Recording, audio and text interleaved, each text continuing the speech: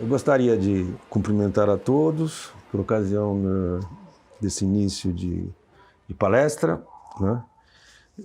Que é um convite feito pela Edições Sesc, né, para fazer uma apresentação dos aspectos assim, mais centrais que estão discutidos neste livro editado pela Edições Sesc, que é o Sétima Arte, um culto moderno, né? O meu nome é Ismael Xavier e este evento é em parceria com a 7ª Mostra de Cinema de Gostoso, né? E, na verdade, então, vamos falar sobre, de modo geral, um certo princípio de crítica cinematográfica que aconteceu no começo do século XX, né, nas primeiras décadas, e que se adensou, digamos assim, a partir de 1920, né, onde houve um desenvolvimento muito grande, né, não só de textos de crítica em periódicos, mas se avolumou a publicação de revistas, né, estritamente dedicadas ao cinema, e a publicação de livros também sobre cinema, né, que no início do século XX, no início da história do próprio cinema, né, eram muito raros livros, né. Primeira coisa que eu gostaria de ressaltar é a questão do desenvolvimento do cineclubismo, né? Que é uma atividade que hoje é bastante comum, né? Ela é uma atividade desenvolvida em todos os países. Aqui no Brasil tem uma enorme, né, expansão em todo o território. Há encontros, há uma variedade, né, de iniciativas tomadas pelos cineclubes para promover sessões especiais, digamos assim, promover festivais, promover uma relação com o cinema, né, que vá além daquela situação em que somos espectadores, né, numa sala, né, em algum ponto da cidade. Hoje, infelizmente, essa questão das salas está problemática, dada a pandemia. E também, né, de bom tempo para cá, já algumas décadas para cá, através, né, de vídeos, né? Primeira época foi videocassete, depois os DVDs, né, e internet, ou seja, situações em que estamos em contato, né, com uma plataforma digital, né, que nos permite, né, assistir a uma quantidade enorme de filmes que estão disponíveis, né? E o que é interessante é que o cineclubismo, quando ele surgiu, ele era uma manifestação de amor ao cinema, digamos, e de uma defesa do valor do cinema, né, e de sua importância dentro da sociedade moderna, né. O cineclubismo foi um lugar, né, em que se expressou, né, de maneira pioneira, né, esta condição especial do cinema, né, esse amor pelo cinema e esta reflexão sobre a estética cinematográfica, a ideia de escrever textos sobre os filmes, a crítica, que também era exercida nos órgãos de imprensa, mas com muito menos presença do que depois foi acontecendo. O que é interessante no caso do cineclubismo, que se desenvolveu, digamos assim, de forma mais nítida a partir da segunda década do século XX, a partir de 1909, 10, 11, né? Seguindo também alguns aspectos ligados à própria exibição cinematográfica, né? Naquele período, o cinema era produzido através de um rolo de filme 35mm com suporte óptico, magnético, com suporte óptico, e os filmes tinham a duração do que era um rolo, né? Vocês sabem que uma película de longa-metragem, se tiver num suporte óptico do acetato de prata, ou antigamente como era nitrato de prata, a película, né? O rolo tem mais ou menos de 10 a 15 minutos. Então eles filmavam, organizavam as tomadas de cena ou as tomadas de um documentário, e depois eles compunham filmes curtos. Hoje, filmes que no nosso conceito hoje são curtos. A sessão de cinema era feita assim, uma sessão de uma hora e pouco, era feita de uma série de filmes distintos, né, que iam se projetando um atrás do outro, né? Isso era um elemento importante, porque bem no início desse painel de observações que foram feitas sobre o cinema por o que eu estou chamando aqui de cinéfilos, né? Esses que fundaram cineclubes, etc., né? Havia essa situação. Depois a coisa começou a mudar.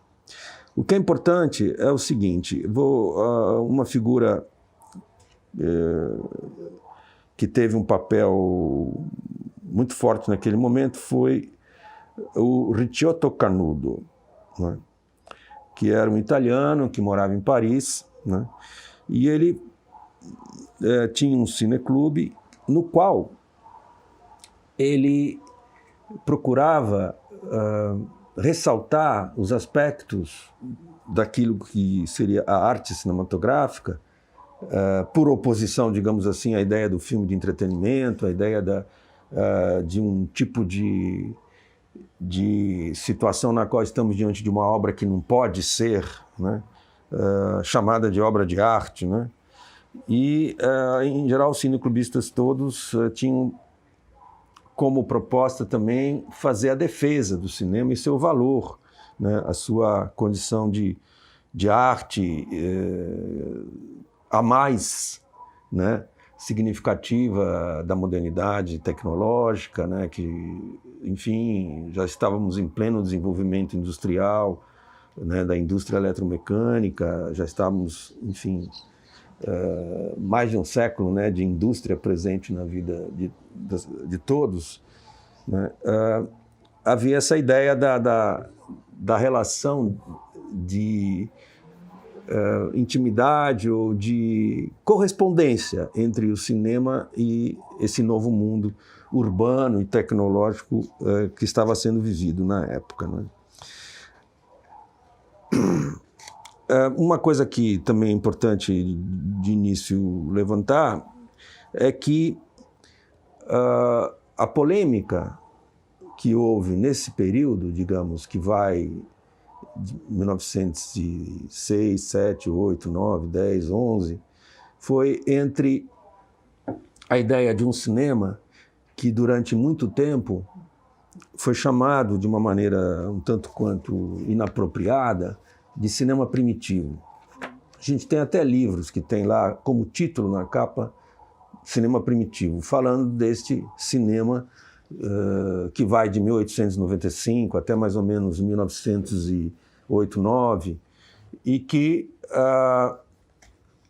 era caracterizado pelo fato dos cinegrafistas, né, tomarem, né, cenas documentais, né, era um aspecto, quer dizer, esse prodígio do cinema, né, mostrando um fato, né, reproduzindo na tela, né, em movimento e com todas as características do cinema, né, fatos vividos, né, pela sociedade, ou situações nas quais era um fato documentado, mas que era, digamos assim, estava numa situação especial, né, preparada pelos cineastas. Então é famoso o caso, né, de 1895, do filme dos irmãos Lumière, que ficou simbolicamente, né, associado à ideia da primeira exibição cinematográfica da história, e que era a chegada do trem à estação. Quer dizer, eles foram lá, botaram a câmera naquela plataforma da estação, onde as pessoas esperam o trem, e vem um trem, chega e pessoas descem, pessoas sobem e tem essa movimentação. É um filme bem rápido, um filme de poucos minutos. E aí, não é, havia esse tipo de documentário que era uma atração especial por causa dessa apresentação dessa nova tecnologia, desse novo meio de reprodução das imagens de movimento e um grande instrumento para o documentário e outro aspecto seria ser um grande instrumento para a criação de que a gente chama de ficções, né, de narrativas dramáticas, comédias, etc. Numa primeira fase, isso que foi durante algum tempo chamado de cinema primitivo era, na verdade, né, aquilo que depois os historiadores do cinema, já nos anos 1970 e começo dos anos 1980, por aí, decidiram fazer uma revisão muito radical, né, e criaram um conceito que era o seguinte: existe uma diferença fundamental entre aquele primeiro cinema, né, e o cinema narrativo dramático, digamos, que depois se desenvolveu a partir de um lento, né, trabalho de elaboração que começou em 1903, 1904, e só se concluiu, digamos, na sua versão do cinema clássico narrativo, como nós chamamos, lá por 1911, 12, 13, não é? E esse cinema, bem do início, de 1895 para frente, né, foi chamado de cinema de atrações, né? Por causa dessa particularidade, que, na verdade, o filme era feito para chamar a atenção do público do caráter de atração forte e o prodígio da captação da imagem em movimento. Então, por exemplo, tinha um filme que apresentava um pessoal demolindo um muro,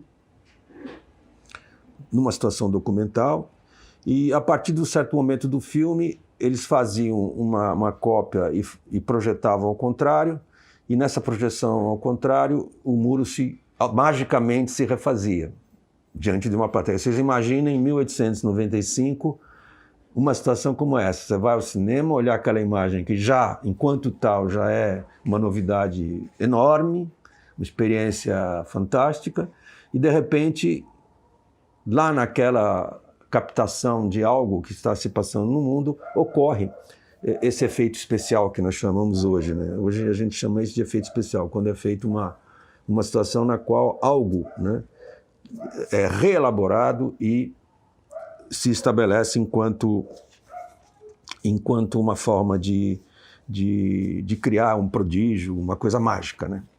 Então o cinema das atrações era predominante até um certo momento, e foi ele que definiu, né, um aspecto importante da experiência cinematográfica. E o cinema narrativo se desenvolveu, né, e como eu disse, e ele terminou por ser hegemônico, quer dizer, o cinema narrativo dramático é hegemônico na exibição pública nos cinemas ao longo da história, né, e ele tem também o seu próprio desenvolvimento dentro desse processo, né. O que é importante é a gente marcar essa presença do cineclubismo, né, de forma bem nítida, como algo que foi, digamos, bastante precoce, né, e algo vinculado a essa ideia da especialidade da experiência cinematográfica como uma forma de expressão artística, né, que era o que interessava a esses críticos e teóricos, né. Bom, aqui então temos um pequeno panorama traçado daquele período, com alguns dados mais amplos que podem ajudar a gente a desenvolver toda a questão relativa à noção de sétima arte e o papel da crítica naquele momento.